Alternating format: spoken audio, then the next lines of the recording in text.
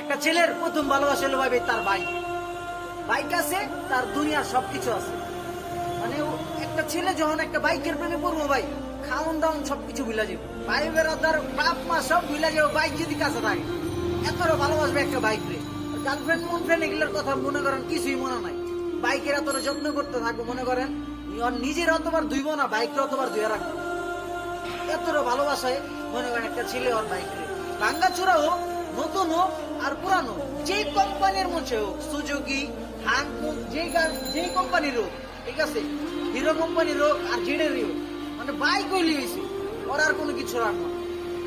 মানে বাইক আছে আর দুনিয়ার সবকিছু আছে। মনে করেন পায় নাই, সেটার একটা কষ্ট, আর যে একবার পায়া হারা ফেলাইছে ওটার একটা কষ্ট ভাই।